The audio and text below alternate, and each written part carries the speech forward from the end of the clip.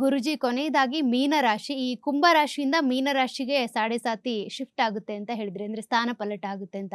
ಅಲ್ಲಿ ಮೀನರಾಶಿಯವರಿಗೆ ಹೇಗಿರುತ್ತೆ ಯೋಗಗಳು? ಬರೀ ಸಮಸ್ಯೆಗಳೇ ಎದುರಾಗುತ್ತಾ? ಏನ್ ಪರಿಹಾರ? ಮೀನರಾಶಿಯವರಿಗೆ ಸ್ವಲ್ಪ ಹಣಕಾಸಿನ ವಿಚಾರದಲ್ಲಿ ಸ್ವಲ್ಪ ಜಾಗ್ರತೆ ವಹಿಸಬೇಕಾಗುತ್ತೆ.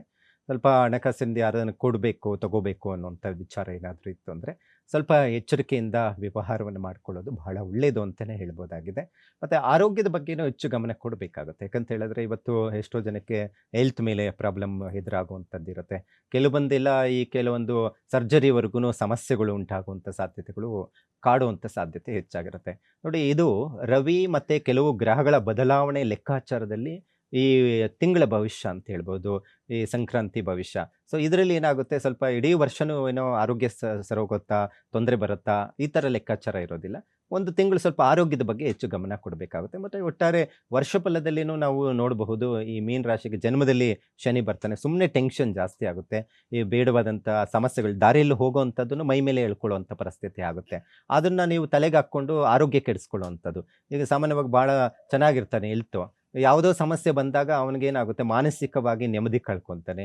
ಈ ಬೇಡವಾದಂಥ ಕಾಯಿಲೆಗಳು ಹೆಚ್ಚಾಗೋಗುವಂಥದ್ದು. ಸೊ ಇವೆಲ್ಲವೂ ಸ್ಟಾರ್ಟ್ ಆಗುವಂಥದ್ದು ಇರುತ್ತೆ. ಸ್ವಲ್ಪ ಆರೋಗ್ಯ ಅನ್ನುವಂಥದ್ದು ಬಹಳ ಮುಖ್ಯವಾಗಿರುವಂಥದ್ದು. ಈಗಾಗಲೇ ಅನಾರೋಗ್ಯದಲ್ಲಿ ಇರುವಂಥವ್ರಿಗಂತೂ ಸ್ವಲ್ಪ ಭಾಳ ಜಾಗೃತವಾಗಿ ಇರಬೇಕಾಗುತ್ತೆ. ಏಕಂತ ಹೇಳಿದ್ರೆ ಈ ಸರ್ಜರಿ ಅಂತ ಹೇಳಿದ್ರೆ ಏನಾದರೂ ಆಪರೇಷನ್ ಇಂಥದ್ದೆಲ್ಲ ಸಮಸ್ಯೆಗಳು ಬರಬಹುದಾದಂಥದ್ದಿದೆ. ಅದಕ್ಕೆ ನಾವು ಈಶ್ವರನ ಆರಾಧನೆ, ಧನ್ವಂತರಿ ಮಂತ್ರ ಹೇಳ್ಕೊಳ್ಳುವಂಥದ್ದು, ಮೃತ್ಯುಂಜಯ ಮಂತ್ರ, ತ್ರಯಂಬಕಂ ಯಜಾಮಹೇ ಸುಗಂಧಿನ್ ಪುಷ್ಟಿವರ್ಧನಂ ಅನ್ನುವಂಥ ಮಂತ್ರ ಇದೆಯಲ್ಲ, ಅದನ್ನು ಪಠನೆ ಮಾಡಿಕೊಳ್ಳುವಂಥದ್ದು. ಒಂದು ಸಾಧ್ಯವಾಯಿತು ಅಂತ ಹೇಳಿದ್ರೆ ರಜೆ ಟೈಮಲ್ಲಿ ಭಾನುವಾರ ಇರುತ್ತೆ. ರಾಹುಕಾಲ ನಾವು ಏನು ಜಪ ಅಥವಾ ಏನಾದರೂ ದೋಷಗಳಿಗೆ ಪರಿಹಾರ ಮಾಡ್ಕೊತೀವೋ ಅದು ಉತ್ತಮವಾದಂತಹ ಫಲಗಳು ನಾವು ನಿರೀಕ್ಷೆಯನ್ನು ಮಾಡಬಹುದಾಗಿದೆ. ಸೊ ಅಂತಹದ್ದು ಪರಿಹಾರಗಳನ್ನು ಮಾಡ್ಕೊಳ್ಳೋದ್ರಿಂದನೂ ಹೆಚ್ಚು ಅನುಕೂಲ ಆಗುತ್ತೆ. ಮಾರ್ಚ್‌ಗೆ ನಿಮಗೆ ಅನುಕೂಲ ಆದರೆ ಒಂದು ಶನಿ ಶಾಂತಿಯನ್ನು ಮಾಡಿಸಿ ಮಾರ್ಚ್ 29ನೇ ತಾರೀಕು. ಇಲ್ಲ ಅಂತ ಹೇಳಿದ್ರೆ ಸಾಧ್ಯವಾದಷ್ಟು ಎಳ್ಳು, ಎಳ್ಳೆಣ್ಣೆ ದಾನ ಕೊಡುವಂಥದ್ದು. ಇದನ್ನು ಮಾಡ್ಕೊಳ್ಳೋದ್ರಿಂದ ಉತ್ತಮವಾದಂಥ ಅಭಿವೃದ್ಧಿ ಆಗುತ್ತೆ. ಮತ್ತು ಯಾವುದೇ ರೀತಿಯಾದಂಥ ಒಂದು ತಿಂಗಳ ಕಾಲ ಮೀನರಾಶಿಯವರು ಯಾರಿಗಾನ ದುಡ್ಡು ಕೊಡೋದು ಅಥವಾ ಇನ್ವೆಸ್ಟ್ಮೆಂಟು ಅಂದರೆ ಹೂಡಿಕೆ ಮಾಡ್ತಾ ಇರ್ತಾರೆ. ಭಾಳ ಜನ ಈ ಆನ್‌ಲೈನ್ ಇನ್ವೆಸ್ಟ್ಮೆಂಟ್ ಅಂತ ಹೇಳ್ತೀವಿ. ಅಂದರೆ ಷೇರು ಇನ್ವೆಸ್ಟ್ಮೆಂಟ್ ಮಾಡ್ತಾರೆ. ಯಾವುದ್ಯಾವುದೋ ಕಂಪ್ನಿಗಳ ಮೇಲೆ ಒಂದಷ್ಟು ಲಾಭ ಬರುತ್ತೆ ಹಾಗೆ ಹೀಗೆ. ಭಾಳ ಚೆನ್ನಾಗಿ ಯಾಕಂದರೆ ಗುರುನೇ ಅಧಿಪತಿ ಆಗಿರ್ತಾರೆ. ಯಾಕಂದರೆ ಮೀನ ರಾಶಿ ಮತ್ತು ಧನುರ್ ರಾಶಿಗೆ ಅಧಿಪತಿ. ಅವ್ರ ಆಲೋಚನೆ ಚೆನ್ನಾಗಿರುತ್ತೆ. ನೋಡಪ್ಪ ಅದ್ರ ಮೇಲೆ ಇನ್ವೆಸ್ಟ್ಮೆಂಟ್ ಮಾಡಿದ್ರೆ ಒಳ್ಳೆ ದುಡ್ಡು ಬರುತ್ತೆ. ಅಥವಾ ಯಾವುದೋ ಇದು ಕಂಪ್ನಿ ಮೇಲೆ ಇನ್ವೆಸ್ಟ್ಮೆಂಟ್ ಮಾಡಿದ್ರೆ ಒಳ್ಳೆ ದುಡ್ಡು ಬರುತ್ತೆ. ಯಾಕಂದರೆ ಆಲ್ಮೋಸ್ಟು ನಾವು ಧನುರ್ ರಾಶಿ, ಮೀನ ರಾಶಿಯವ್ರಿಗೆ ನಾನು ಹೇಳ್ತಾ ಇರ್ತೇನೆ ಟೀಚರ್ ಜಾಸ್ತಿ ಇರ್ತಾರೆ. ಒಳ್ಳೆಯ ಸ್ಥಾನದಲ್ಲಿ ಇರ್ತಾರೆ ಅನ್ನುವಂಥದ್ದು ಇರುತ್ತೆ.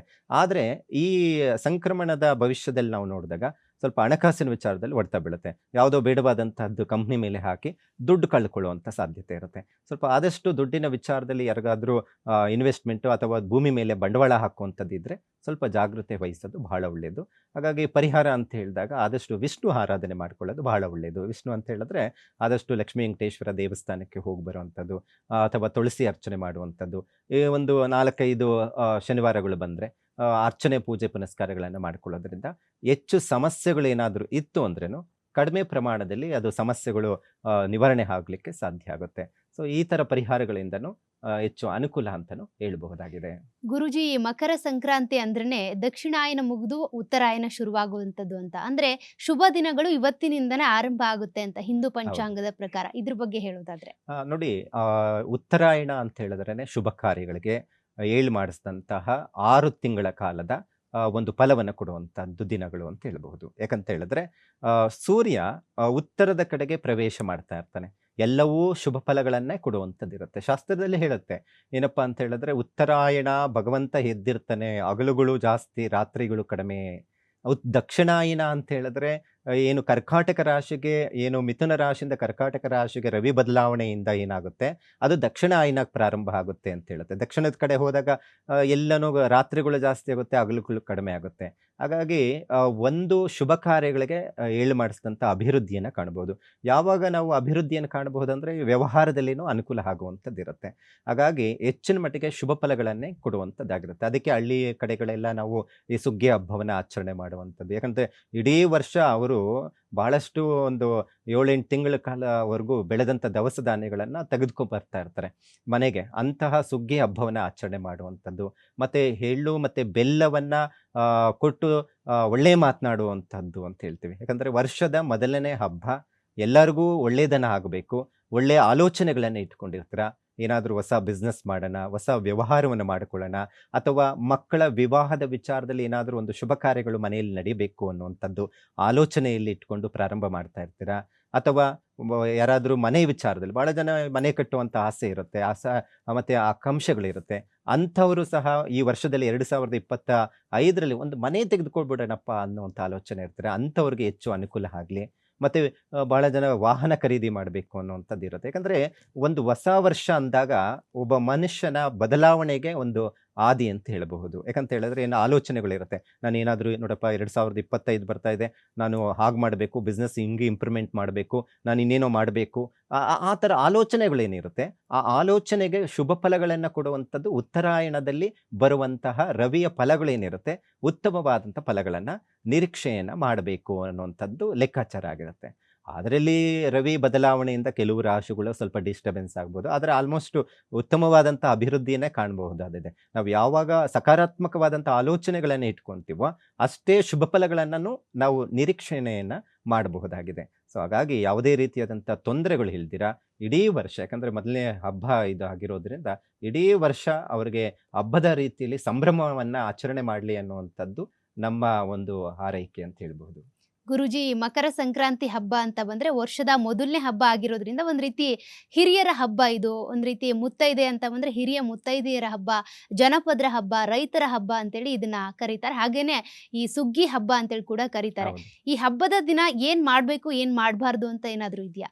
ಖಂಡಿತ. ಏಕೆಂದರೆ 2 ವಿಚಾರ ಬಹಳ ತಿಳ್ಕೊಳ್ಬೇಕಾಗಿರುವಂಥದ್ದಿದೆ.